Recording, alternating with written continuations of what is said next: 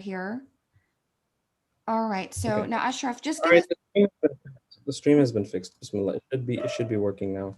Okay. So I'm gonna go ahead and Okay. get us started. Okay. So I'm Yeah. gonna send a message to get. I need a cue before we go live. And by the way, is it just me or I'm hearing someone's pet in the background? Okay. All right. No worries. Alhamdulillah. Okay. Okay.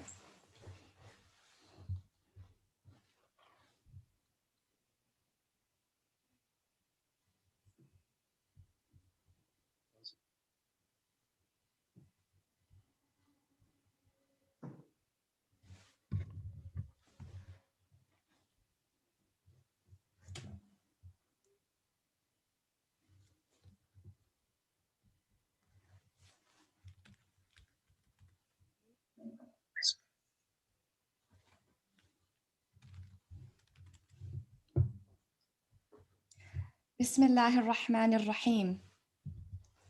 Alhamdulillahi Rabbil Alameen wa sallallahu ala Sayyidina Muhammad wa ala alihi wa sahbihi wa sallam. Assalamu alaikum wa rahmatullahi ta'ala barakatuh. Good evening and welcome on behalf of the president of Taysir Seminary, Sheikh Hassan al-Ashhab, and the faculty and staff, board and student community. It's my pleasure to welcome you to our special Black History Month program featuring our guest speaker, Dr. Bilal King. I'm Zainab Ansari, and I will be your moderator for the evening. So welcome to our audience, whether you're joining us on YouTube or you are perhaps here at Taysir Seminary and joining us from different locations. We are so excited to have all of you with us here tonight for the special program. Inshallah, before we commence our lecture, I'd like to invite Brother Zain Abidin, one of our students enrolled this year at Taysir Seminary in class of 2021, to get us started with the beautiful words of Allah subhanahu wa ta'ala. So, Brother Zain, inshallah, if you'll step forward. Bismillah ar-Rahman ar-Rahim. جزاك الله خير. أعوذ بالله من الشيطان الرجيم. بسم الله الرحمن الرحيم. يا أيها الناس إنا خلقناكم من ذكر وأنثى وجعلناكم شعوبا وقبائل لتعارفوا إن أكرمكم عند الله أتقاكم إن الله عليم خبير. قالت الأعراب آمنا قل لم تؤمنوا ولكن قولوا أسلمنا ولما يدخل الإيمان في قلوبكم وإن تطيعوا الله ورسوله لا يلتكم من أعمالكم شيئا إن الله غفور رحيم. إنما المؤمنون الذين آمنوا بالله ورسوله ثم لم يرتابوا وجاهدوا بأموالهم وأنفسهم في سبيل الله أولئك هم الصادقون. قل أتعلمون الله بدينكم والله يعلم ما في السماوات وما في الأرض والله بكل شيء عليم.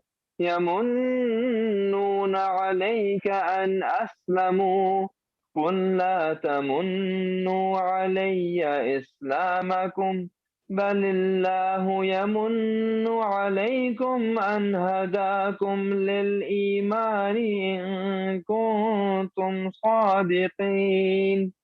إن الله يعلم غيب السماوات والأرض والله بصير بما تعملون. O human beings, we created you all from a male and a female, and made you into nations and tribes so that you may know one another. Verily, the noblest of you in the sight of Allah is the most God-fearing of you. Surely Allah is all-knowing, all-aware. The Bedouins say, "We believe, O Prophet." Say to them, "You do not believe. You should rather say, 'We have submitted.' For belief has not yet entered your hearts. If you obey Allah and His Messenger, ﷺ, He will not diminish anything from the reward of any of your deeds. Surely Allah is most forgiving, most compassionate. Indeed, the ones possessed of true faith are those who believed in Allah and His Messenger ﷺ, and then they did not entertain any doubt and strove hard in the way of Allah with their lives and their possessions. These are the truthful ones. Say, O Prophet ﷺ, to these pretenders of faith, are you apprising Allah of your faith? Allah knows all that is in the heavens and the earth. Allah has full knowledge of everything. They count it as a favor to you that they have accepted Islam. Say, do not regard your accepting Islam as a favor to me. Rather, Allah has bestowed a favor on you by guiding you to faith, if you are truthful. Surely Allah knows every hidden thing of the heavens and the earth. Allah sees all that you do. صدق الله العظيم.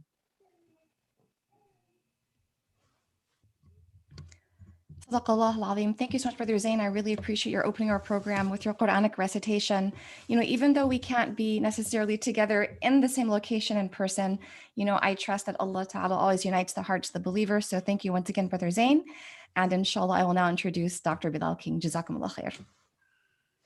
All right, so I am really happy for all of you who are joining us to introduce our special guest for tonight, Dr. Bilal King. Inshallah, before Dr. Bilal steps forward to the stage and shares his presentation, I just wanted to mention a few things about our guest for tonight, inshallah ta'ala. So I first met Dr. Bilal about, subhanAllah, about 10 years ago, if I'm not mistaken. Has it been that long, Dr. Bilal? I think about 10 years now. I think it's more. I think it's 11. Okay. I think it was somewhere around 09. Okay, mashallah. It's amazing how time flies. So I remember meeting Dr. Bilal, and he shared his journey with us about how he came to Islam. And, Dr. Bilal was really one of the first people to really kind of introduce me and really kind of our cohort at that time, our group of students, to the intersections between African and African American and Muslim identity. So I'm really excited about tonight's talk. Just a little bit more about our guest, Dr. King. So Dr. King holds a PhD in sociology from Johns Hopkins University, and he taught for many years at Morehouse in Atlanta, Morehouse College, the alma mater of Dr. Martin Luther King Jr. And currently, Dr. Bilal is a consultant with YARDSTICK Management, a global strategic consulting firm that specializes in social impact, diversity, equity, and inclusion, corporate social responsibility, and education. So I think YARDSTICK Management is very blessed, mashallah, to have Dr. King on board. And I also want to mention that, mashallah, that Dr. Bilal is quite adept at the multitasking, alhamdulillah, that I think is evidence of so much barakah in his time in terms of being a dedicated husband and father and mashallah with a growing family. So may Allah subhanahu wa ta'ala bless and protect you and your family. And thank you so much, Dr. Bilal, for setting aside this time to meet with us this evening. Last year, this time, we had a chance to welcome you and your entire family to the Muslim community of Knoxville, to the masjid. I think it was around this time last year where you delivered an excellent presentation. So I'm hoping to kind of follow up tonight, inshallah ta'ala, on the ethnic and religious divide. And inshallah, Dr. Bilal will help us understand some of the intersections between our religious identity, ethnic identity. What are some of the tensions there, as well as how we can kind of reconcile those identities as Muslims? So thank you so much, Dr. Bilal. And Bismillah ar-Rahman ar-Rahim. Shukran, Sister Zainab. And I did the math in my head. I think, 12 years. I think I met your dad in the summer of 09 at the Jewish AJC Film Festival, American Jewish Committee. And then I'm sure I met you sometime in the subsequent months at dinner. So, assalamu alaikum, everyone. It's so good to be back at Taysir, as much as one can be in COVID times. Um, I am sure some of you are familiar faces from last year and some are some new faces. And so I appreciate that introduction, although it was probably overly flattering. I don't know if I've quite made it there on all the points, but alhamdulillah, there you may hear one of my daughters. She's sitting next to me. She may need to speak at some point. She's 8 years old and can be quiet, but for so long. So I'm going to apologize up front. And then there's the 1-year-old and the 5-year-old who could come into the room at any time, hopefully, though they'll mostly stand there with my wife. I want to take us straight to the visual so that we can get to the discussion. And what I'm going to do is just kind of ask if, because I can't hear from you during the presentation part of this talk tonight, I'm going to ask if you kind of jot down the answers to the questions I'll ask you, and then we can kind of get into them during the Q&A segment. But for now, I want to give you a sense of why my terrible design of my slides, because I built this deck around a picture that I took when I was standing on the coastline of Senegal facing the United States. And so what you see in front of you is the ocean from actually the capital city of Senegal, which is Dakar, near the Capitol building, near the Parliament building, actually, just looking out, right, from Africa to America, which is not something we often do, right? We tend to look from America towards the rest, those of us born and raised here. But that's kind of my starting point for this conversation, and you'll see why. Sister Zainab asked me if I could give a talk about the ethnic and religious divide. I told her I had given a talk a few years ago about Africana Muslims that I thought a lot of the material might actually connect. And so without further ado, I will do that. So what I want to do is open up with just kind of a question for you to think about. I'm giving you a definition here. What is an ethno-religious identity? One way to sort of answer that question would be, it's an identity, right? An individual thing based on groups, or sometimes just a group, whose experiences and engagement with a particular faith system have woven this religious identity into their ethnic identity, right? And so that's a general definition, but of course we're having a Muslim talk here. So the question I want you to kind of jot down somewhere on the screen in front of you are, what are some frequently invoked Muslim examples of ethno-religious group identities? Just really quick, the first 3 or 4 that come to your mind. And then under that, if you can think of any classic examples of another faith, we're in America, you can think of what ethnicities, ethno-religious identities come to mind when I ask you, if I were to ask you, say, Christianity, Judaism, right? The big 3 sort of in world studies in the United States. All right, so just jot those down and keep them handy. If someone asked me to jot down, my answers would probably look something like this, my Muslim examples. People who are Swahili, people who are Kanuri, Somalis, Nubians, Soninkes, Mandinka, the Songhai, the Wangara, Malinke, Halpularin, who are also known as Fulanis. They're also known in some places as Futanke, Wolof, Hausa, Amazigh, Omani, Yemeni, Sidi, Shidi, and Habshi, right? And the question I want to ask is, if you're familiar with any of these groups, did any of these groups come up for you when I asked you about sort of the common examples that might come to mind if you're thinking of ethno-religious identity that is Muslim, that intersects with Muslim? And then I want you to sort of think about the answer to this question. If as I suspect with many of you, there was not a lot of overlap. There probably was some, especially when you get down to Yemeni and Omani. And so the question is, do we observe some exclusionary tendencies when we think of the frequently invoked examples of Muslim ethno-religious groups? And if we do, right, what are some of the ramifications of those exclusionary tendencies?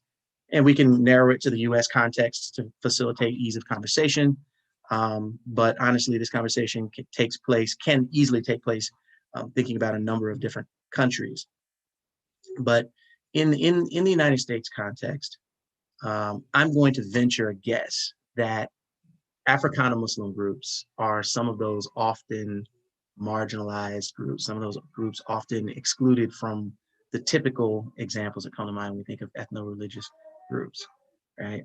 And I'm going to get to kind of a way to define Africana Muslims.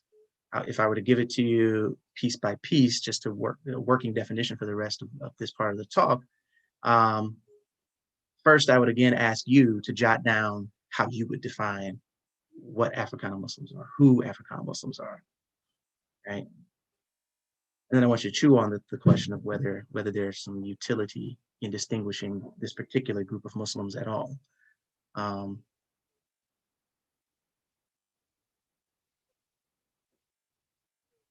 Giving folks a moment to just jot what makes folks Africana, what makes folks Muslim. And we're going to come back to all of these during the Q&A, so that's why I want you to jot down your answer. So I'll give you an answer for me, why there is some use in distinguishing Muslims who are Africana, right? Africana Muslims.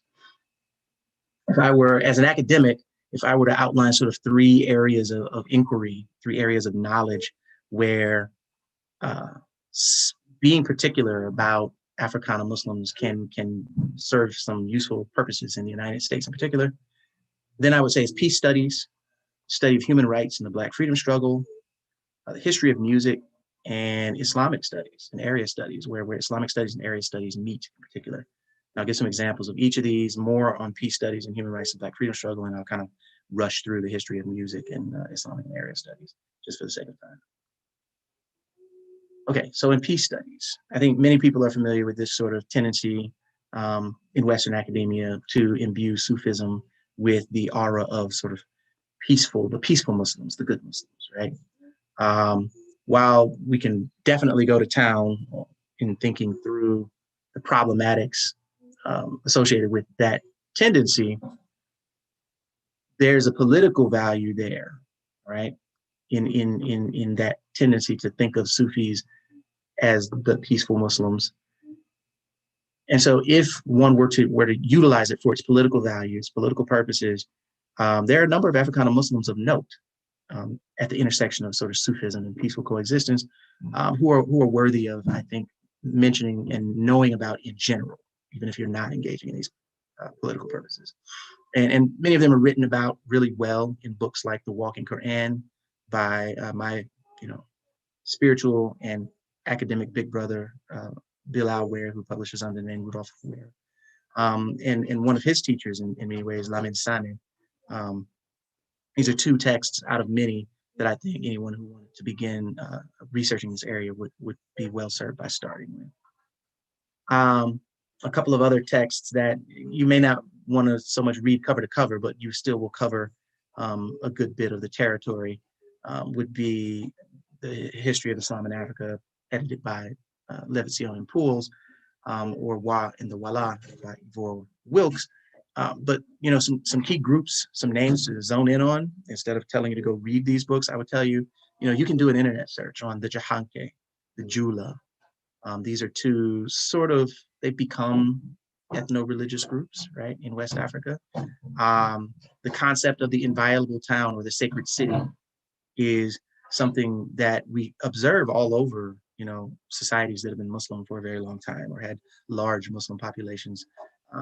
The West African examples add to that literature, I think, in ways that should not be marginalized. And they're not simply a repetition of what we already know. And then there are scholars. In the West African example, El-Hajj Salim Suwari is probably going to loom largest among the sort of thought fathers of the tradition, but he's preceded by others who we don't necessarily have the academic lineage of. And so these are some names to just jot down. You can look up a bit more about them later. If you're thinking about Islam, peace studies, Africana Muslims, and just come up with a blank, who are these names? In more recent history, they all come together.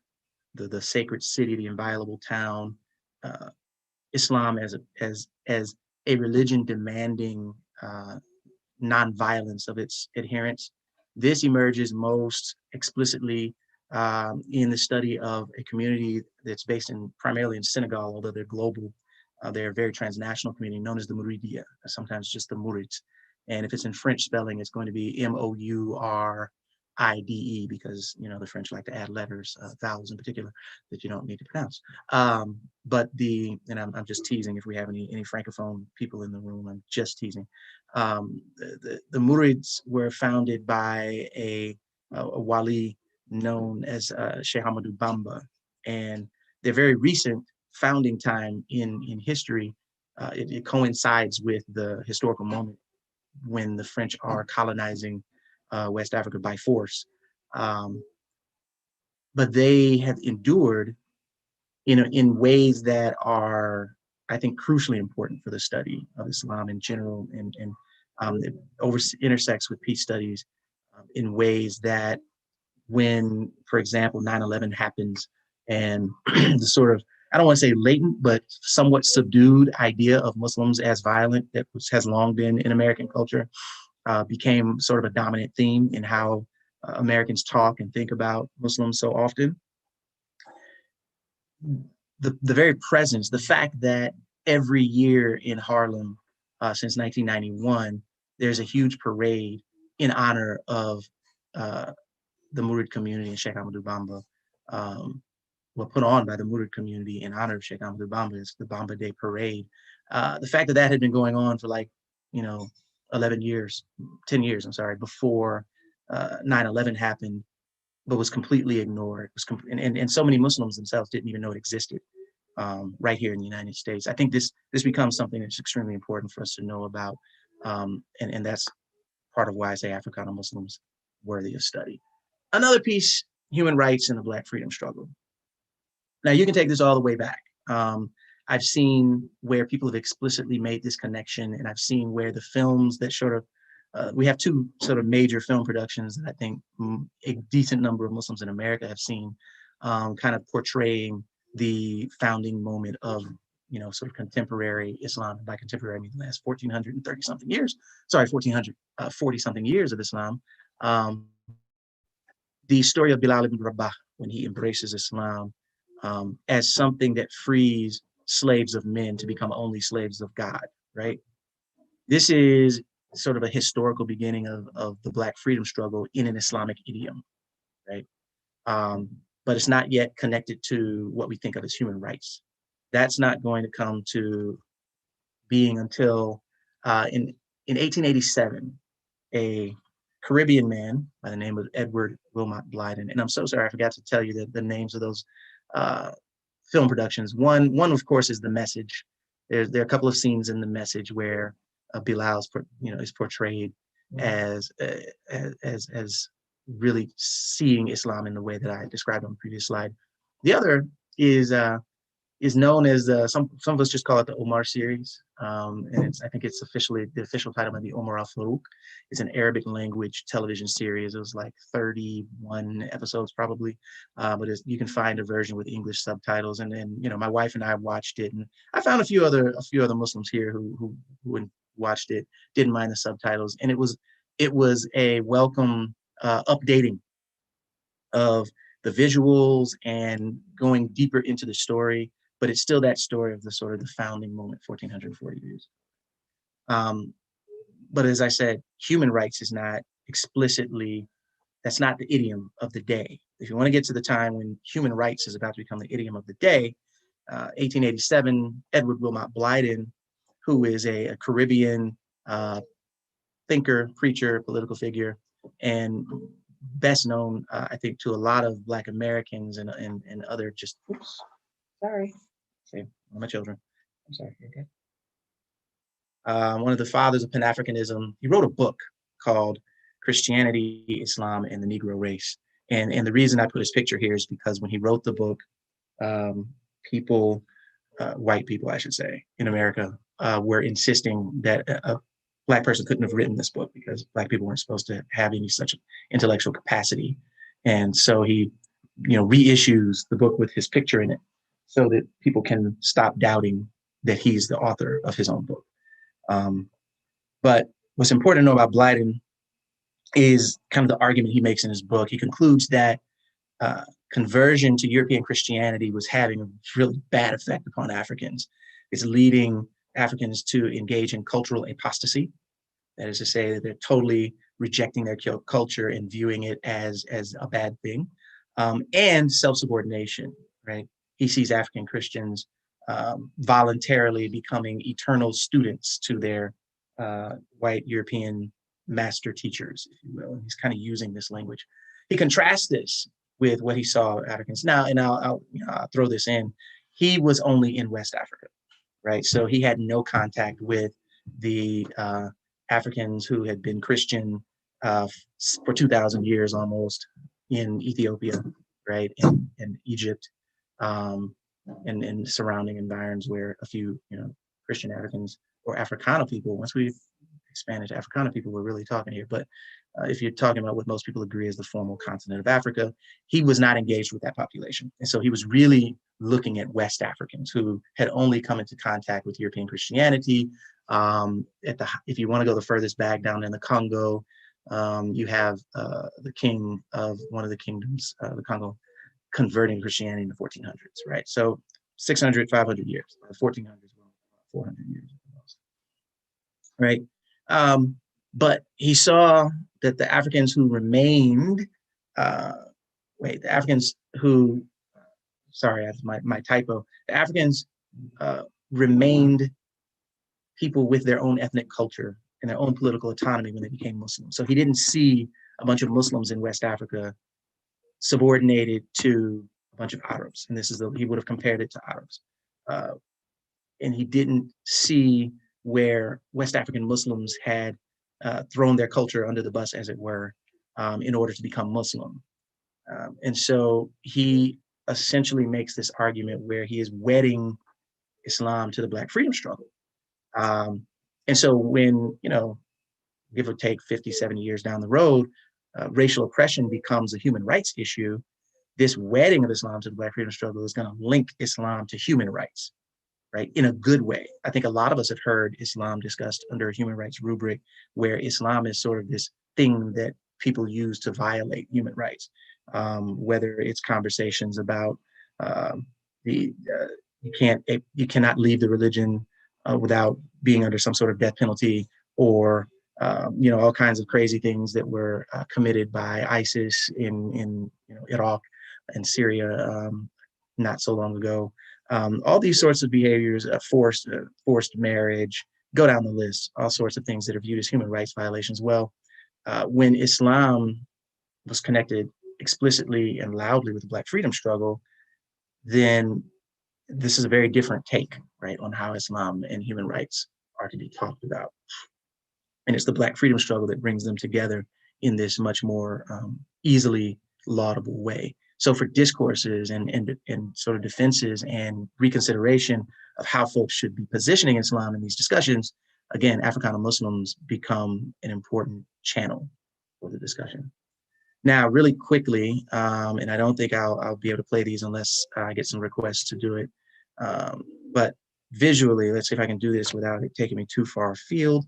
Visually, this is the 1990s. The Source magazine, if you don't know, was sort of the flagship vehicle for anybody who was interested in hip hop in the 1980s and early 90s. And 1991, the issue of Source magazine, talking about an Islamic summit, righteous rappers talk about hip hop and Islam, by Harry Allen. This was not even remarkable at the time. Islamic identities, I should say, and Islamic rhetoric and discourse was such a normal part of hip hop in that stage of the development of the music form that it was just the most natural thing in the world to do for him to write this article, right? And it becomes very difficult because you have large segments of the Muslim population that take the position that either music itself is haram, or music of many forms is haram, and sort of very narrow slice of what could be halal music. And so it's a contentious issue, but just from perspective of study of this topic, where does Islam fall in these sorts of discussions? It's extremely important. So I'll go back to my visuals. interestingly enough, there's a revisit every now and then of who these Muslim hip hop artists are. And so after Trump's Muslim ban in 2016, and an article comes out on BET.com, and I'll really quickly show you the images of the people they invoke, many of the classic figures, but I'm not sure why they thought they didn't need to name any of the sisters. But anyway, you know, Swiss Beats, go down the list, Kevin Gates, I don't even know Kevin Gates, Busta Rhymes, a number of people from sort of my generation. I'm 46 years old. So in 1991, I was, you know, in the prime of my teens. Beanie Siegels, you know, Dave East, all of these Akon, you know, figures who loom fairly large in the hip hop pantheon, if you will, are being pulled out in contradistinction to what's happening in the political sphere and sort of the way Islam is being portrayed in American popular culture. And so again, it's under the Africana Muslims rubric that you bring all of this together, right? And you begin to say something larger about something larger. Really quickly, what's in that article by Barry Hallen is a phrase that hip hop is Islam is the unofficial religion of hip hop. Around the time he wrote that, I was coming into my own with hip hop and sort of running from Islam. So I didn't know that in 1998, when I was playing Goody Mob album, Still Standing, there's a song on there called Inshallah.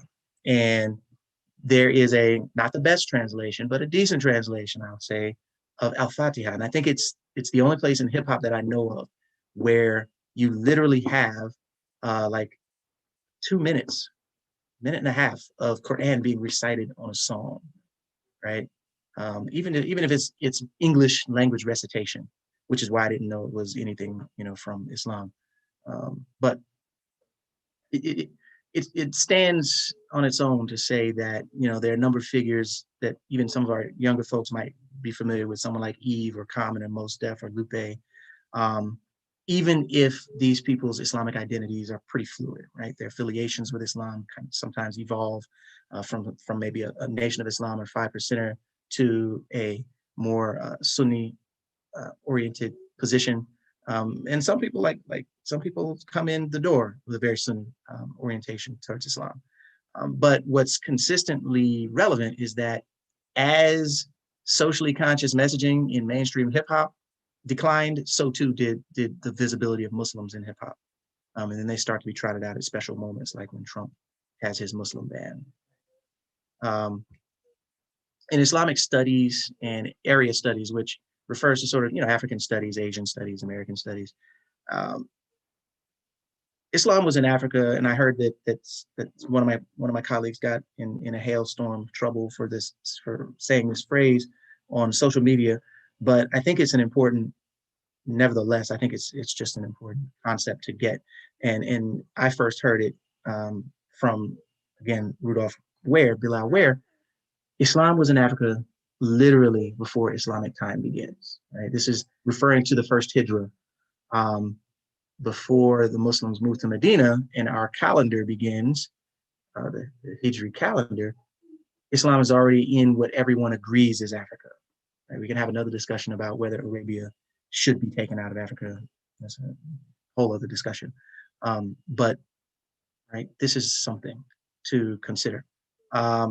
All through African studies, there are, you know, relevant Africana Muslims connecting us, even over here in the United States. Kunta Kinte is probably the best known Muslim in America in the 1970s and 80s. He is the star of the television show Roots. There's a book about Abdul Qadir Amir al-Mu'minun of Algeria that is, you know, I think it's a decently important scholarly work. It's not popularly known. There's an Abdul Qadir of Senegal as well. So this Abdul Qadir is something, you know, you think about names for your children. He was a similarly remarkable figure in Senegalese history, much less well known, but he actually outlawed the slave trade in the area under his political dominion, and outlawed the slave trade and virtually freed anyone who was enslaved by giving them the pathway. He said if anyone could just, if they can recite La ilaha illallah, I don't want us taking a chance on enslaving them in my territory, right? And so he becomes this remarkable figure. You have slaves, you have rulers, you have warriors like Muhammad Ahmed of Sudan, also known as Al-Mahdi. And you have, of course, scholars. I mentioned Al-Hajj Salim Suwari earlier. These are all fairly important people that it'd be hard to study African history, African studies, without knowing about these important Muslim figures. And there are many, many more. I'm just touching on some things. I apologize for the profanity of the language, but I think this book, The Bad A Librarians of Timbuktu, is important precisely because it's not an academic book. It's a popular book written by a journalist, essentially offering a doorway for Americans to reconceptualize how they understand or what they understand about African history, which of course so many people think that African history is devoid of a written past. And the discussions about Timbuktu, more formally and scholarly done by Usman Khan in Beyond Timbuktu, really changed that narrative, right? Which, if you have any familiarity with the sort of construction of Black inferiority in racial discourse in the United States, you know that the claim that Africans never wrote anything was an extremely important part of the stigmatization of African civilization as ahistorical and thus unimportant, thus not worthy of study, which is why most of us don't learn a darn thing about African history in our schooling, our formal schooling, even in our Islamic schooling. Despite the fact that most of the writing that we do have by African intellectuals is in Arabic, and it should be studied by Muslims, particularly Muslims in the United States, but I would say Muslims everywhere. To hurry through this, just something that might catch one's attention as I was reading through, I forgot his name again, Hunwick. John Hunwick wrote this book in the 90s, translating Arabic writings about Africans, by Africans in Africa. And there's one particular passage that just stayed with me because we have this image, we have a whole sort of landscape about Africans being enslaved all over the Mediterranean, all over South Asia, all over the Americas, the Atlantic world. And here's this passage about, he's casually translates this piece about sometime back when it was very common for West African elites to do what Mansa Musa is so famous for doing, which is take a trip, go on Hajj, travel from West Africa to Mecca and come back. It was noted that in Egypt, when they stopped in Egypt, West African elites were known for buying Arab and Turkish women that would become part of the family through concubinage, right-hand possessions. But if you know anything about racial studies, this completely turns the dominant racial narrative upside down, right? All we know about are African women being bought by Europeans, being bought by Arabs, being bought by South Asians, by Turks, Persians, you name them, and becoming concubines. And here's this one line that begs for further study, begs for exploration and digging into more documentation to get an understanding of just how much times have changed, right? Just how much the social construction of race has really obliterated a previous set of realities that few of us even think could have existed. And it's also, just really, really relevant to think about some of today's most populous Muslim societies being full of, again, depending on how you define Africana and Muslims, this becomes a story that echoes West Africa's own story. Indonesia became Muslim because of missionaries, not because anyone entered at the front in an army. Even, if you think about North Africa, it took 500 years for the majority of North Africans to become Muslim after the conquests, or some say the liberations. That's just a different history. And it's a hard history to relate in the United States because the image of the violent Muslim, the notion of an army coming in and saying convert or die is so hardwired into how so many Americans understand how Islam spreads, that when you bring out West Africa, you bring out Indonesia, you bring out Malaysia, you bring out the entire east coast of Africa, from Harar in Ethiopia, right on down to Dar es Salaam, and points further south. That history, it's not there. You don't get this sort of violent narrative being historically relevant until just the last 400 or 500 years, really in response to the expansion of Europeans. So it's an extremely important piece to get. Now, in Asian studies, I think there are also some important pieces to get. I've cut this way down, and I think I'm going to wrap on time in a second. Africana Muslim figures in Asian studies, there are some who we could go into, but there are those who we know have their roots in East Africa, and they're known as the Sidis, the Habshis, the Shidis, even in some places. But two of them are, sort of revered saintly figures by Muslims and people who are not Muslim in India. May Mishra and Baba Gore are their names. They're actually historically understood to be brother and sister, and they did not enter India as slaves. They entered India as merchants, right? Their family traveled from East Africa to what's now India. And others some of whom did enter, South Asia as enslaved soldiers, actually rose to become royalty. If you look at the history of Janjira state and Sachin state, as far as I've been able to find, these are the last polities where the ruling family was of African descent, but the vast majority of their subjects were not. These endured as polities until 1948.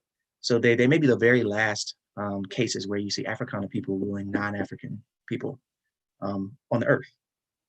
It's a historical marker that no one thinks about or knows about. Muslims should be really, really familiar with Al-Andalus, where a number of Africana peoples are in the mix in the ruling class. So you've got 800 years of Muslim Africana Muslims oftentimes ruling over very much non-African people. But that ends in 1492 or 1491. 1492, Columbus sailed the ocean blue, right? But Janjira and Sachin are very, very close to us in history. And so I think, again, important and worthy of study and worthy of people just knowing about as historical markers. So I want to just sort of wrap up there with the with the presentation part of this talk, and really want to open it up to questions and answers and comments and that sort of thing. But I would love to hear from people responses that you had to the questions that I posed at the beginning of the talk. And so, Jazakallah khair, shukran, let's chat.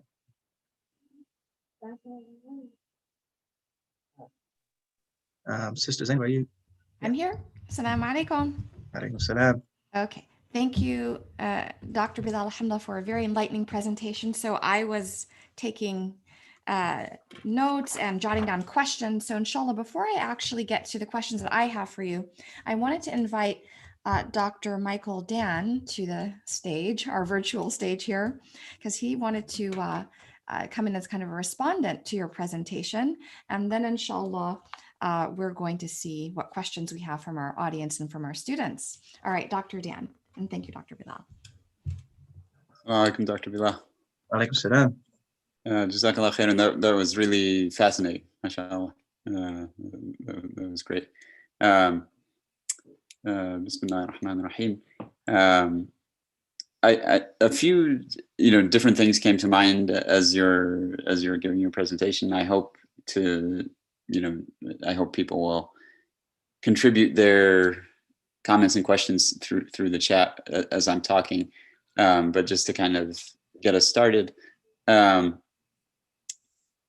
you talked about a really fascinating and diverse history that I think upsets common notions of race in America, right? So you're talking about kind of a very diverse African Muslim community with a range of different ethnic identities that, when we think about people of African descent in the United States, we tend to just lump them all together in a single category, right?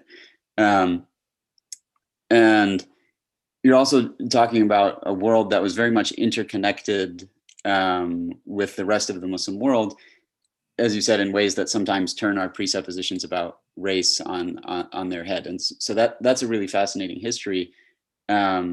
as somebody who spent some time in the academy, this is not my field of study, but I encountered people who were pushing a narrative, basically almost, that Muslims, the slave trade among Muslims was almost no better than it was in the Americas, and this kind of narrative, and I think what you said really complicates that.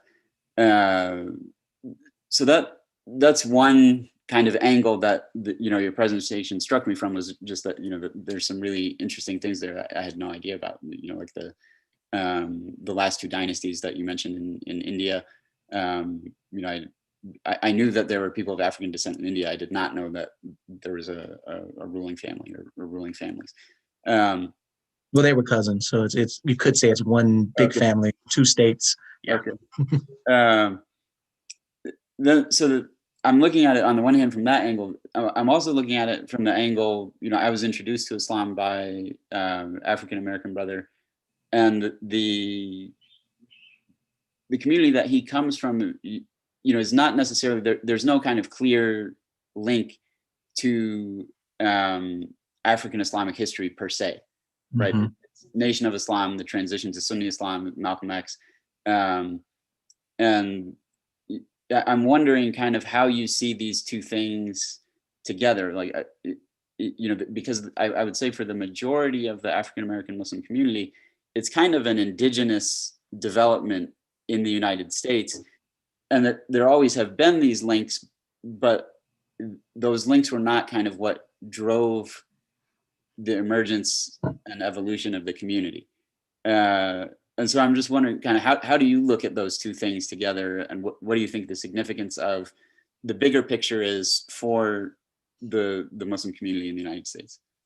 I like that question. I do, because there's this perennial issue that comes up. We know that Blyden sort of did this ideological marriage between the Islam that he saw in West Africa, the Muslims that he saw in West Africa, and the Black freedom struggle through the idea of Pan-Africanism. But we do not have, if you will, the smoking gun that shows people definitely reading his book, attending his talks, and then going out and trying to organize, right, these Muslim communities in America with a target on Africana peoples and that sort of thing.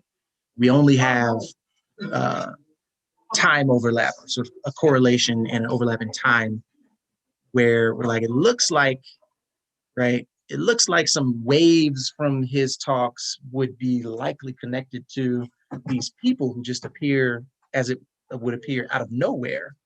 And that includes folks who have very different ideas of Islam than anything grounded in West African Muslim approaches to Islam, right? Noble Drew Ali starts the Moorish Science Temple in 1916. He's coming out of New Jersey.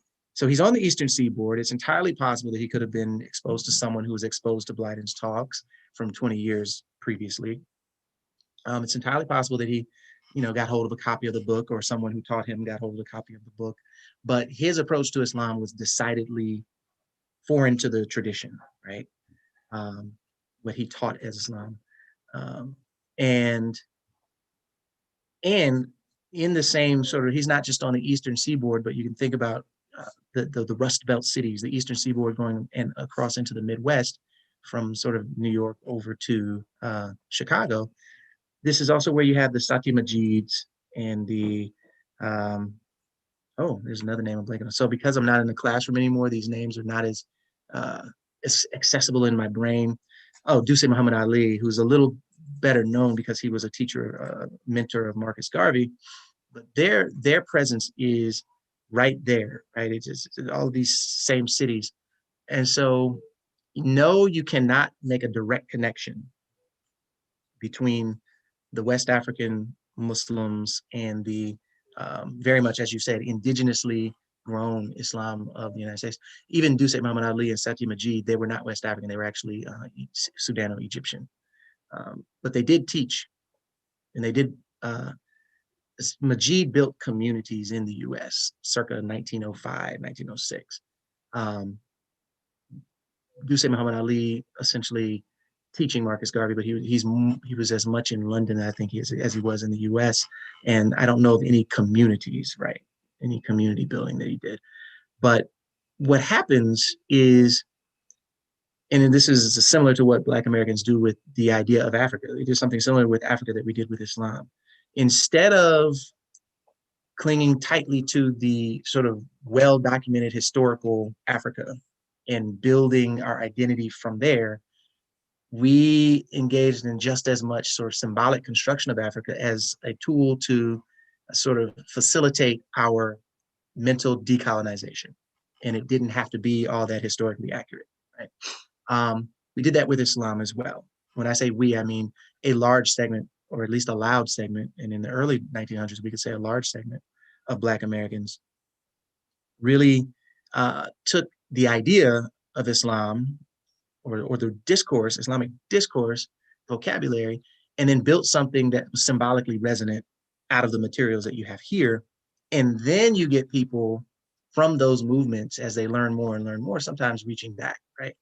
Reaching back into what is a more historically documented African history.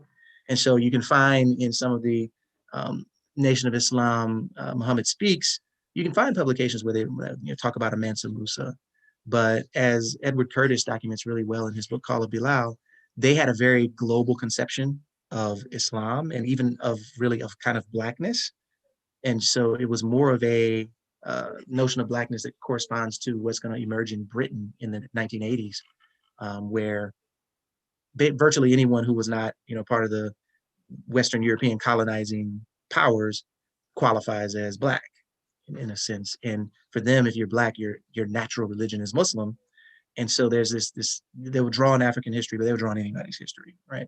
And so I think that symbolic use, as opposed to the strict adherence to any written histories, and it makes sense. Folks are coming from communities where the access to education has been on a chokehold for centuries, and so the need to cling to well-documented histories is just not there. You can be much more organic and much more symbolic in what you do, and build an entire movement like a Nation of Islam that resonates with hundreds of thousands, if not millions, of Black Americans who aren't not Muslim identified, who are not going to become Muslim identified, but they still resonate with it to the point that most Black American Muslims will tell you, as all the craziness that went on in this country around Islam over the last 20 years, it was something we watched from afar from our safe neighborhoods, where you could be a Muslim praying in the yard and know that no one's going to come and, pull your hijab off or, shooting you in the back of the head, as happened in Brooklyn a couple of years ago. It's just that's not the flavor of a Black American community with regard to Islam, even after 20 years of intense Islamophobia post 9/11.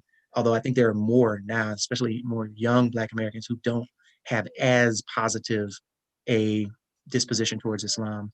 If anything, now it's more complicated because there's this sort of, okay, there's this Nation of Islam positive vibe. I know they love Black folks, but then, as you mentioned earlier, there is very much a successful effort to connect the slavery practiced by Muslims to the slavery practiced by Western European Christians, as if it's identical.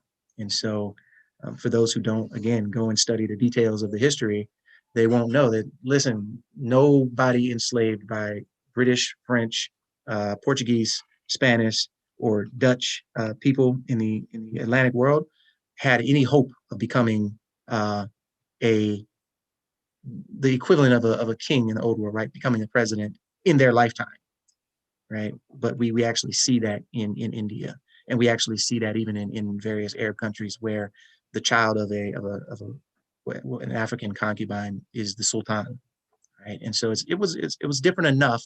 Slavery is still slavery. Nobody's advocating slavery, but it was a very different animal with very different social mobility possibilities.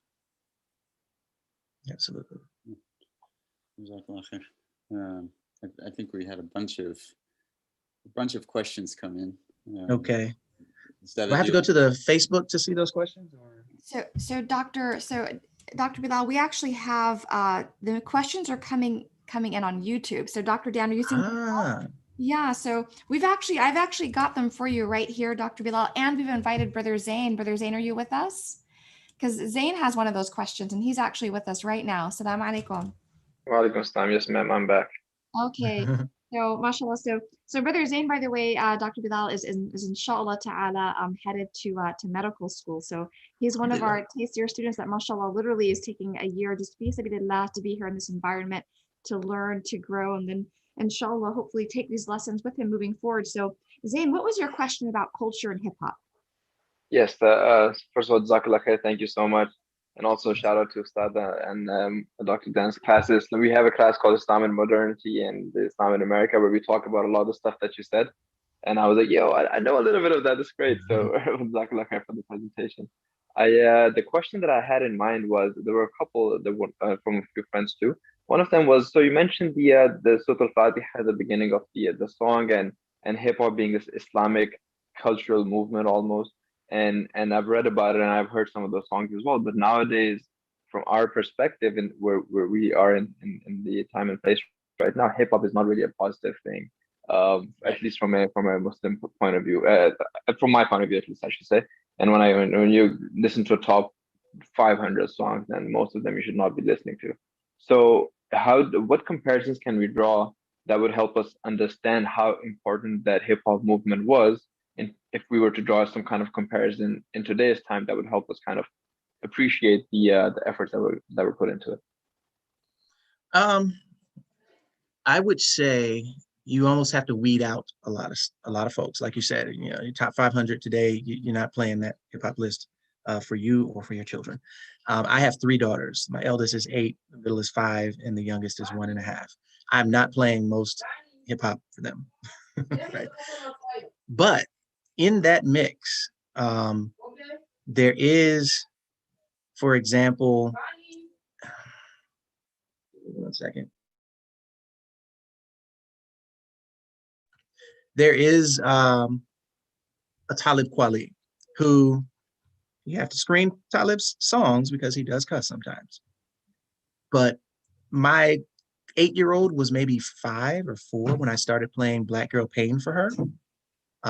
Because I wanted, so the key for me is having a personal connection to the best of hip hop. Because I don't need you to be connected to all hip hop. I've literally was born the year hip hop was born. I was born in 1974. And I'll be the first to tell you there's plenty of hip hop I don't ever need to hear again. I didn't want to hear it at the time. Even if it was popular, I was like, yeah, right? But there's always been this hip hop that is a just masterpiece of artistic production, right? And on multiple levels. And I want my children to know about that hip hop. And I want my younger Muslim brothers and sisters to know about that hip hop. And yeah, it's good to have a guide. Like I can teach my children, here's Talib Kweli, here's Rakim. Rakim never cursed, right? And you play all the music he ever recorded, you won't hear a cuss word. Here's Heavy D, who, you know, we're talking about Islam. Heavy D's not Muslim, but Heavy D's subject matter, right? Because also what's very important is how do you talk about women in your music, right? If we're talking about hip hop. And Heavy D was one of those people who always kept a much more respectful, not just tone, but vocabulary, right? When he talked about, like when my children know black coffee, no sugar, no cream, right? Because I'm comfortable playing that for them. They know Chubb Rock. Another one who explicitly said, you know, I'm not going to cuss. Why would I do that? Kids listen to this music. They've heard Will Smith's best song ever, Summertime, more than a few times. And so I just, you know, you have to kind of go through it and pull out the masterpieces. And then I think it's much more useful at that point for most of us to then just kind of to study it, to know how did this resonate? What was the social effect? Because I know so many people my age group, and I was one who actually ran from it, but so many people my age group who took their Shahada in their teens because of the way hip hop predisposed them positively to even thinking about, let alone learning about Islam. Even if the Islam that was being talked about in the music was not so Quran and Sunnah not so, as many people say, very problematic when we talk about Aqidah. But it did something. So Aqidah is about the mind. And if you read Quran and you study the Sirah, you know that some people came to Islam through what touched the mind, but others came through what touched the heart. Others came through what touched, right? All these different ways that the Quran touches people. And so this hip hop music was touching people in ways that they constructed very positive Muslim identities. They connected to, ultimately healthy ways of being Muslim. And so now the big issue is that we're all in our 40s, late 30s, some early 50s, some. And the big struggle is just how do I pass this? I had this wonderful view of Islam and I had this positive embrace of my culture. And then, hip hop opens the door to jazz. Jazz opens the door to the blues. And then you start studying, you find out, wait, there were these Muslim jazz artists. Wait a minute. The blues seems to have been influenced by Muslims calling the adhan out in the fields, right? And so it just has a way of taking you into your history. And this is not just my personal history. I'm Black American, but if you're American, it's your history, right? If you're Muslim, no matter where you're from, it's your history. And so it opens so many doors and it's so rich that to engage it as more than just music, I think is extremely important. Engage it as study, engage it as journey. That's how I recommend folks do it. Exactly. Okay, thank you so much. Have fun. I like the question. So Brother Zain, I know that you had a follow-up question. So just let me know if we have any questions from any of your colleagues.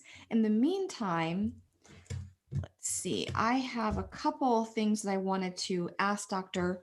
Bilal about, but actually let me share this. So we have, looking at the YouTube, and Dr. Bilal, I completely empathize. I know what that's like to be kind of multitasking. No, I found it. I found the YouTube. Okay, well, thank you. That's why my face is disappearing. Okay, alhamdulillah. So we have this is Brother Nat Salahuddin who's commenting, and he's really appreciating your presentation, by the way, and he's noting that, alhamdulillah, may Allah bless you, and he's noting that this is history that he says will save the children of immigrants from inherent bias that they will likely inherit from their cultural bubbles within American society. So he made a very kind of pronounced statement with that one, mashallah. Also, he's noting if every masjid throughout the West, America, UK, and Australia had history classes along with usul and ulum, it would help. And then his question for you, Dr. Bilal, is any suggestions on how to institute this curriculum when much of the leadership within the Western Muslim community does not know this history themselves? So Brother Nail, I really appreciate your candor. So what do you think, Dr. Bilal? So he's asking questions about changing curricula within institutions, mashallah. Yeah, well, Brother Nail, assalamu alaikum wa barakatuh. For those who don't know, he was a student at Morehouse when I taught there. He's a young mentee, now teacher of mine. I can learn a lot from Nail. Even was learning some from him then. And he sold the best bean pies that have ever crossed my taste buds. So speaking of Africana Muslims, bean pie only comes into the discussion if you're talking about some Africana Muslims when you want to talk origins. Okay. And the bean pie actually also opens the door to my answer. I don't think that we should expect much success by talking to people in terms of people who are already sort of done cooking, as I say. Like once you're past your 20s, maybe your early 30s, for the most part, you're done cooking. Few people, some, but very few, are going to make any major changes in kind of how they see the world, how they engage with the world after that point. The exceptional few do. And so those not so likely to change people are the ones who hold the purse strings overwhelmingly and are, directing what will and won't be taught. And so that tells you kind of what has to be done. You have to become very successful in business in order to affect some of these changes. Unfortunately, right? We're talking about Muslims, but as I alluded to in my talk, I didn't go too deep in because I wanted to be good with time, but people construct identities with lots of material, not just, right? A religious identity doesn't have to be constructed only with religious material. And so there are people who have a Muslim identity, but they're not swayed by Quranic arguments. They're not swayed by the seerah. They're not swayed by the teachings of, you know, the greatest saints and figures of Islamic history that have ever walked. They're swayed by, oh, my child can go to your school for free. Let's do that, right? They're swayed by, you have put enough of the shiny things in the right places to create a brand, if you will, a really strong name for your school. And so people are willing to send their children to your school. They're happy to send their children to your school. They're happy to support your school financially.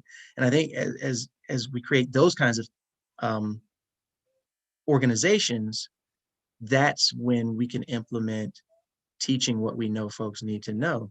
But as long as we're at the financial mercy of folks who are done cooking and inordinately hold influence, then this is kind of the state we're going to be in. We'll have the periodical moment where, you know, the information might be shared.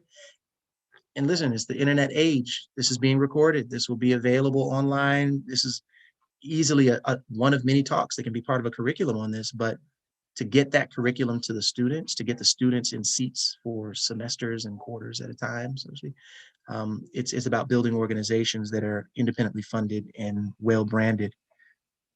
And that's what entrepreneurs probably are going to be instrumental in supporting successful, highly successful entrepreneurs. All right, thank you so much, Dr. Bilal. So Zain, I know there's another question that you have. So let me go to this one very quickly, Dr. Bilal. We have a question from, this is from Brother Daniel. Assalamu alaikum.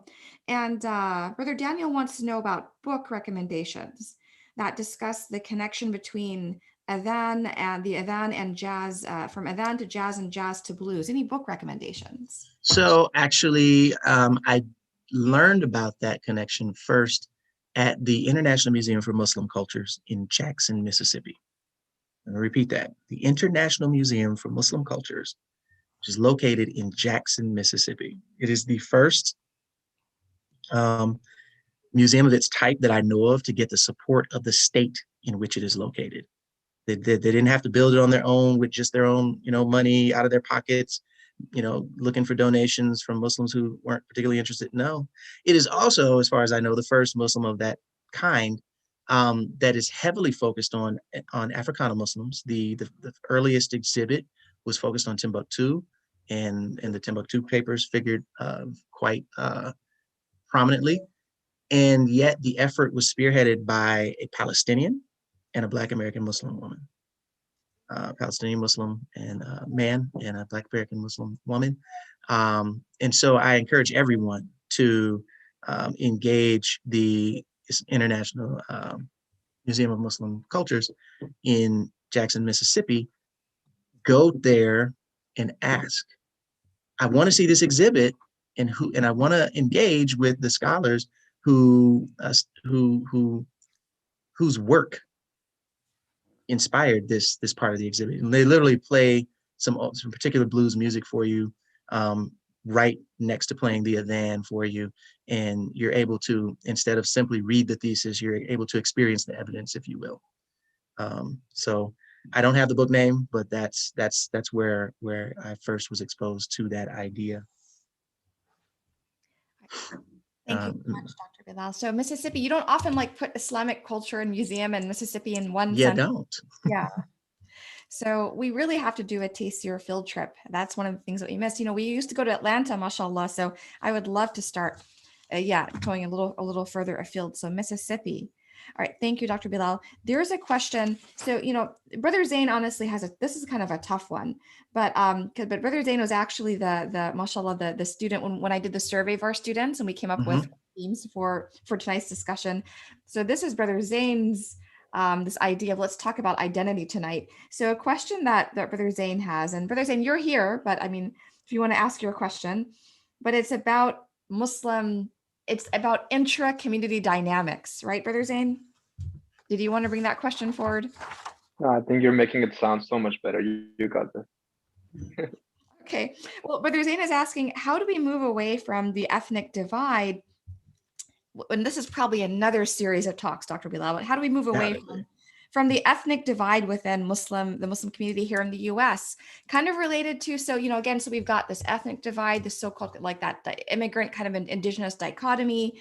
We have ethnic masajid. We have people wondering, why do we need to learn Black history? I mean, just all these kinds of different things. Brother Nail in his comment about we need to bring these classes and these discussions into traditional curricula.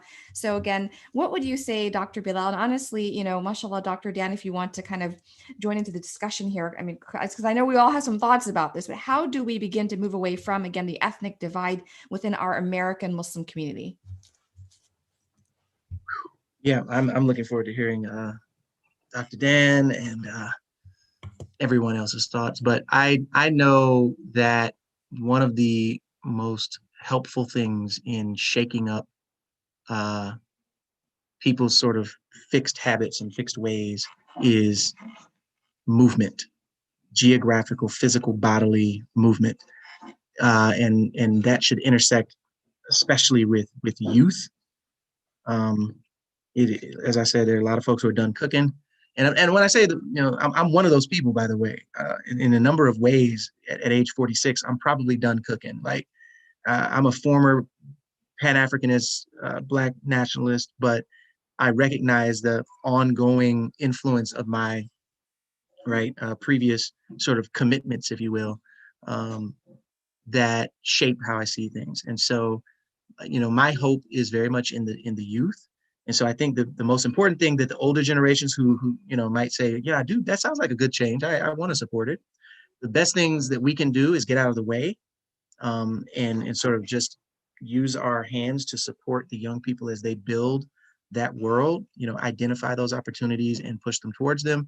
And so, I look at, for example, the young people I know who grew up traveling, because in their cases, they were studying at Islamic schools in different countries. People like Imam Hamza Abdul Malik, the Midtown Mosque here in Memphis, people like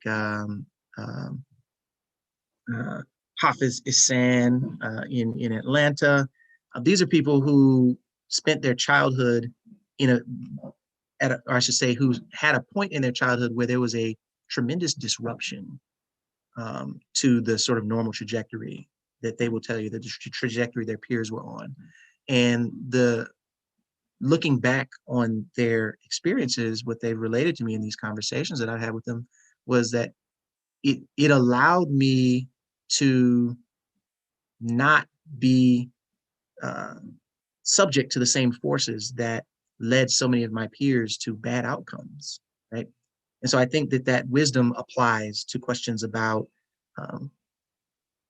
ethnic divides in our communities and such, that, if those of us who care can create the programs, the pathways, the avenues that will make it easier for the children to be in spaces where A, they're together, but also B, it's not simply taking people out of where they are and putting them together somewhere else, but also intentionally, explicitly teaching them this history, giving them experiences where they work together across the lines where division typically take place, and begin to have firsthand, undeniable experiences where they witness the genius of people on the other sides of these lines of division, right? That is how you break down the barriers. The barriers invariably are built around ideas of the inferiority of these other people. I'll just put it this way: they mythologize in a bad way, in a stigmatizing way, typically, these other people. And I'm not just talking about Black folks here. I'm talking about even, right? I mean, I've heard about, actually, I'll give a positive example. As much as India and Pakistan have been at each other's throats since 1948, I know a good number of Indians and Pakistanis in America who just don't have that problem. As much as there is something of a Shia-Sunni divide that is very much stimulated by external involvement from the West in a place now like Iraq, and between two sort of geopolitical actors like Iran and Turkey, there's no Sunni Shia divide to speak of in the United States, not a conflictual one. And if I speak directly from Black America, the Shia brothers that I know and sisters that I know, it's not a point of contention we rather connect around shared agendas as Muslims and Black folk. And so I think that simply by being in a different place, in a place where, you know, the divide that you're accustomed to is not given life, that is where you get the head start in being able to, you know, help people, A, see it from a different perspective, B, experience people from the divide in different ways, and C, sort of put it behind you. You know, there's a lot of wisdom on this, just in looking at the attempts to, if you want to call them that, attempts to overcome American racism by just putting Black kids and white kids in classrooms together. It didn't work. It did not work. And it wouldn't work because the other structural factors were still permanent throughout society, are still, you know, ubiquitous throughout society. But, you know, take some young Black and white and Latino and Indian kids and put them in the Vietnam War, and you find out that people are bonding across all those lines of division in the trenches, right? And so, and I'm using these extreme examples just to illustrate the basic concept. You know, put people in a new place and give them some stuff to do where they have to rely on each other, and you'll see something new come out of it. That's a long-winded way of getting to that final point, wasn't it? Alhamdulillah. Thank you, Dr. Bilal. I really appreciate it. Dr. Dan, did you have any thoughts on this question, inshallah, before we begin to conclude and go to our dua? Again, I've just learned so much, and I do have a question kind of, I hope, bring things together. But Dr. Dan, I wanted to hear from you. You know, I'm not going to add much. You know, I'm here to listen more so than say anything. But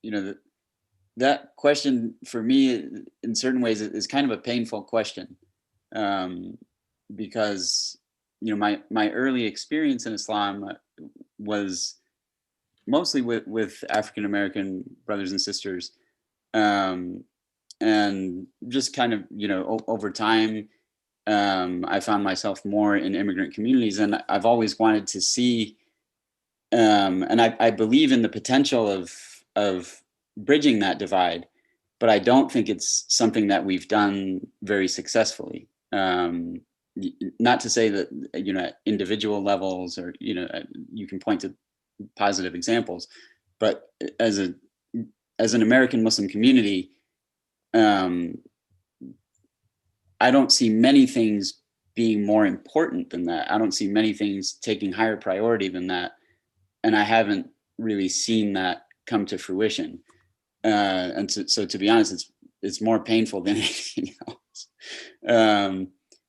You know, but on a positive note, you know, I mean, I would kind of reiterate what Dr. Bilal said, which, you know, there's a hadith Qudsi in which the Prophet ﷺ says, you know, or Allah says, "My love is confirmed for those who love one another for my sake, those who visit one another for my sake, those who sit with one another for my sake, and those who sacrifice for one another for my sake." And it's almost like it's almost a stairway of what love for the sake of Allah means, and ultimately it entails sacrifice for one another for the sake of Allah. And, you know, real deep relationships don't take place without getting to know one another, and without give and take, and without, you know, and that's the kind of thing that personally, I would like to see for the future of the Muslim community. And I see it as something that would unleash a lot of potential, you know, and I think as Dr. Bilal said, it's a matter of intentionally creating those opportunities for people, you know, and I ask Allah to you know, enable us to do that, inshallah. I mean, so thank you, Dr. Dan. I'm so happy that you mentioned that, because that ties into what I wanted to share by way of conclusion, and then inshallah we'll have you offer the dua. But I really want to make sure that we are kind of getting some final thoughts. And so Brother Zain, on behalf of the students, do you have anything else you'd like to comment on or ask of Dr. Bilal? I think that's all I have from the students. Those questions were kind of like a group question. Okay, excellent. Well, I really appreciate, mashallah, your support and interest in the program. And I really hope this kind of begins to help our students. You know, the intention, Dr. Bilal, is to help our students who took Islam in America last semester and Islam and modernity this semester to kind of begin to sort of tie certain things together. I'm so happy that you mentioned bean pie, because just the other day, Dr. Bilal, we were actually right out here in our kind of in the reception area where you're first coming to Taysir, and just kind of sitting around and discussing, is there like a quintessentially American Muslim dish? And we kind of decided it probably had it's the bean pie. It is the bean pie. Yeah. So Hamza, it's so interesting that you should mention that. We were trying to figure out, well, can we just kind of Google recipes, or do you really kind of have to kind of be shown by the experts how to do that? And I remember, mashallah, Imam Ibrahim Pasha at Atlanta Masjid, you know, mashallah yarhamu, he was famous for that. And we sort of, that was kind of a heartwarming sort of memory or kind of picture that I was able to share with our students. That imagine that your imam, mashallah, you know, he leaves the prayer and then he goes and he's also known for his bean pies that you can go and kind of pick up on your way out of after Salat al-Jum'ah, mashallah. Okay, thank you so much. So on that note though, Dr. Bilal, so I'm going to, inshallah, just kind of present some closing comments, if you will, and then kind of have you give that final word. Then we'll have Dr. Dan make dua. So how does that sound, everybody? Wanted to give a shout out to my dad. So mashallah. So alhamdulillah, Brother Mansour Ansari. So my dad is there. He's on the YouTube. He's showing his support. He mentioned a couple recommendations, by the way, in terms of books. Blues People by Leroy Jones, and Jazz, the Unsung Blues, and Blues, the Sung Jazz. So there you are, a couple reading recommendations for music aficionados. All right, alhamdulillah. So to bring this all together, Dr. Bilal, I was remembering last year being in the Alam program in Memphis. Yes, we were in Memphis last year, and Yeah. And I remember Dr. Jackson's, you know, I remember this from last year and before this, that, you know, when you mentioned, Dr. Bilal, that there's this critical window where you really feel that there's this critical window in terms of, you know, our being more receptive, whether it's intellectually, spiritually, to kind of like broadening our perspective, broadening our outlook. So that's one point, right? Not to say that obviously people who are older people, that we can't sort of change the way we view the world and the way we view each other, but making sure that we're really reaching that younger audience. That's one thing. But also remembering this in terms of this idea of a critical window closing. I remember Dr. Sherman Jackson mentioning that he felt that we, i.e. collectively as sort of the American Muslim community, that we'd squandered a really valuable opportunity to really kind of avail our, you know, kind of avail ourselves of this relationship with Black Americans in terms of their being our Banu Hashim, you know, his Banu Hashim thesis. Yes. And for those of you who are not familiar with that, Dr. Jackson's thesis is that in the same way that the Prophet Sallallahu Alaihi Wasallam received the support of his kinship network, right? The members of the clan of Banu Hashim, they supported him even when the vast majority of them had not become Muslims. So Dr. Jackson looks at the Sirah, you know, and makes that analogy between the Banu Hashim support of the Prophet ﷺ and the Muslim community and the African American community at large. And he feels that we've really kind of squandered a very valuable opportunity. So on that note, Dr. Bilal, I know that, mashallah, I know that's a lot of food for thought there, obviously, for all of us. But on that note, is there something we can kind of take away from tonight in terms of, has that window closed, or are there things that we can be doing as communities to think about that and to really kind of bring that Banu Hashim thesis to bear, right? What can we do really on a practical level outside of just having Black History Month programming during February, right? What nasiha can you give to us, inshallah? It's what they call in my new job as somebody in corporate, it's heavy lift. But I don't think the window is closed. I think, you know, I was reaffirmed in it by moving to Clarkston, Georgia last year, and having my neighbors be majority immigrants from Muslim families, but there was this subset of neighbors who were Black Americans, and they were young, and they were too often, loud, and I could smell the weed coming from the house, and just all those stereotypes that I'm not, interested in being affiliated with anymore, but I know that they're not going away anytime soon. And I left on both sides of my apartment, were some of those young folks who were, living their young wild life, as I thought. And I left my apartment for 3 weeks. Nobody's in there. My stuff is still in there. I took my family to stay here with my parents in Memphis. I come back, and the parking space right in front of my door is filled. And so I park several apartments down, and I'm walking back, and the young brother who's sitting out with whatever he's drinking in his hand, he said, "Hey man, excuse me, I'm sorry, we'll move in a second. You can have your space back." That was point one. I said, "Oh man, I appreciate that, but I'm not even going to be here that long. Don't worry about it." But the respectful way he engaged me reminded me to stop judging my young brothers and sisters by how they look, with such sort of quick, dismissive kind of judgment, right? The other interaction I had was the brother who lived on the other side of me is getting out of his car one day, and he offers to, have his daughter play with my daughter.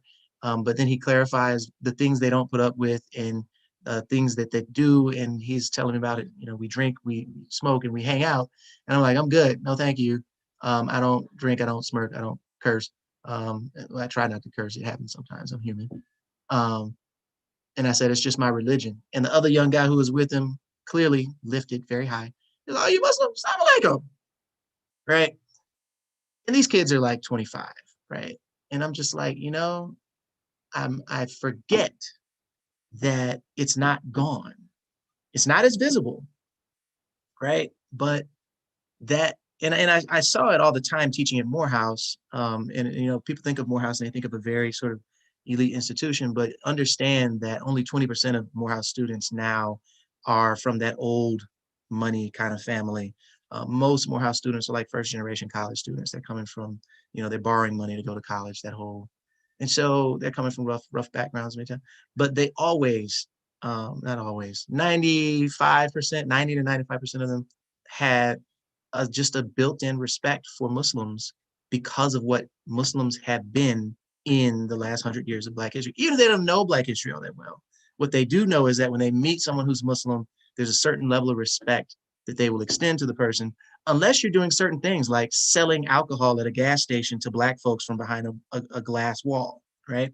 Talk to Iman in Chicago, in Brother Rami, and have some conversations about bringing down those walls. But I do think the answer to the question is still, until Muslims across the divide are living with their Bani Hashim, it's not going to work out. If you're not living and schooling with Black Americans are not going to be able to protect you. They're not going to be willing to or able to protect you. If they see that you are intentionally moving in with them, you are intentionally trying to be a positive force with them, then you can expect a certain level. As I said, you be praying outside in your front yard, nobody's going to pull your hijab off. It's not going to happen. And when folks come for you, and this has happened, when folks come for you, you may be surprised to see a Nation of Islam squad of brothers come out to protect you physically, for real. This has happened. And so I do think that Dr. Jackson's thesis holds some water, but I think that if Muslims who have recent immigrant backgrounds try this, there has to be a way that the approach is done. That's all. Jazakumullah khair, Dr. Bilal. I really appreciate it. So we deliberately went over tonight because I did not want to cut this valuable conversation short. So before we have Dr. Dan make dua for our gathering here, and especially for our wonderful speaker, Dr. Bilal, I wanted to, inshallah, if you'll just bear with me, I wanted to very quickly just make a plug for Taysir Seminary, if I may. So we have historically done Black History Month programming every year in February, but not just in February. We have classes throughout the year where we celebrate and center Black Muslim voices. So I'm really happy to note that. So we want to encourage those of you who are watching, tell your friends, tell your family. We value multi-generational learning here at Taysir Seminary with a very diverse student body. So if you go to taysirseminary.org, admissions, we have our brand new admissions page that is live, and we are accepting applications. So we'd love to welcome new students for our class of 21-22, inshallah. All right. And then also I wanted to mention as well, I'd be remiss if I didn't mention this, the After Malcolm project, of which Dr. Bilal was just, mashallah, a critical supporter, and not just supporter, but sort of director of that project, providing guidance to us as we sat down with pioneers of Islam in the African-American Muslim community in Atlanta to do our oral history interviews. We have a documentary that came out of that. Mashallah, my Taysir students have seen the documentary. I still have the After Malcolm brochures in my office. So I wanted to draw your attention to this. Again, this is also a really good way for those of you who are inclined to actually go out there, sit down, get to know the community, capture these stories, sit with your elders.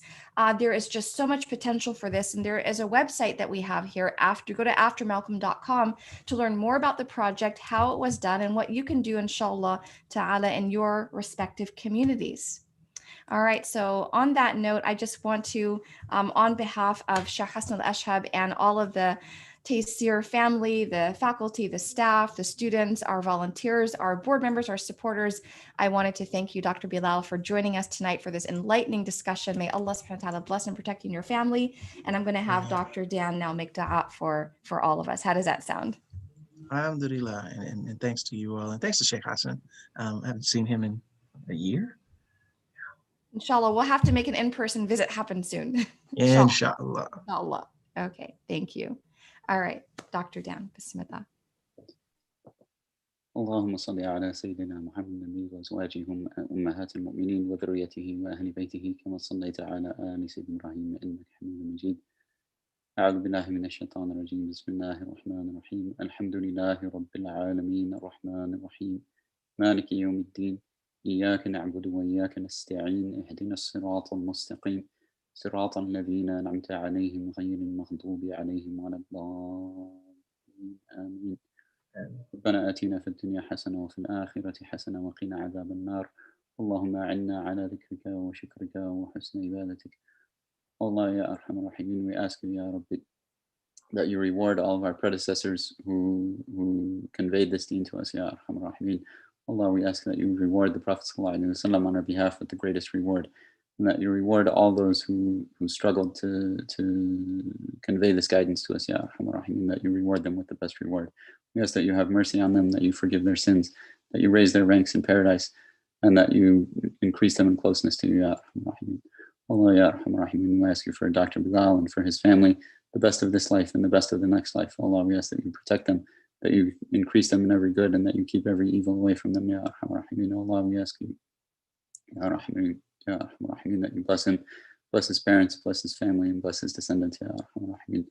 Allah, we ask that you put barakah in his efforts and in all of our efforts, Ya Arhamar Rahimin. Allah, we ask you, Ya Arhamar Rahimin, that you allow us to learn our history and to be connected to our history and to be worthy representatives of your Prophet ﷺ and of the generations that passed the deen on to us. Ya Rahman. Allah, we ask you, Ya Rabbi, that you unite our hearts for your sake, that you allow us to serve your deen in the best way, that you make us, Ya Rahman, that you make our communities a shining light that guides others to you and brings others close to you, Ya Rahman. Allah, we ask you, Ya Rahman, that you allow us to stand for justice, that you allow us to be those who bear witness to justice and who stand for your sake, Ya Arhamar Rahim, Ya Arhamar Rahim.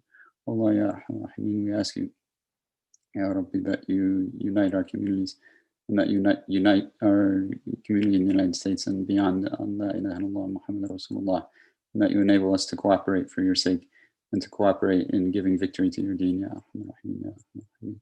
Allah, we ask you, Ya Arhamar Rahim, that in this place you forgive us, and that you purify us of our sins, and that you purify our hearts, and that you make our worship solely for your sake, Ya Arhamar Rahimin. Allah, Ya Rabbi, we ask you, Ya Arhamar Rahimin, that Muslims who are going through hardship and human beings going through hardship, whether because of the pandemic or because of violence, because of war, because of any calamity that befalls them, Ya Arhamar Rahimin, we ask you that you relieve them of their calamities. We ask you, Ya Rabbi, that you relieve them and relieve us of our calamities, Ya Arhamar Rahimin. We ask you, Ya Rahman Rahim, that you grant us to leave this period better than we entered it, Ya Arhamar Rahimin. Allah, grant us grateful hearts to you. Grant us, Ya Arhamar Rahimin, increase of knowledge of you, increase of knowledge of your Prophet Sallallahu Alaihi Wasallam, and increase of closeness to you, Ya Arhamar Rahimin. Allah, Ya Arhamar Rahimin. We ask that you bless our community in Knoxville, you bless our community in Memphis, you bless our community in Tennessee, Ya Arhamar Rahimin, that you use us in that which pleases you, Ya Arhamar Rahimin. Allah, use us in that which pleases you, Ya Arhamar Rahimin, Ya Arhamar. Allah, Ya Arhamar Rahimin, we ask, Ya Rabbi, that you bless all those who made this gathering possible, all those who contributed, all those who are supporters, Ya Arhamar Rahimin. We ask that you reward them with the best reward, that you bless their families and protect them, Ya Arhamar Rahimin. Grant them the best of this life and the best of the next, Ya Arhamar Rahimin. Wa sallallahu ala Sayyidina Muhammad wa ala alihi wa sahbihi wa sallam, walhamdulillahi rabbil alameen. Jazakumullah khairan.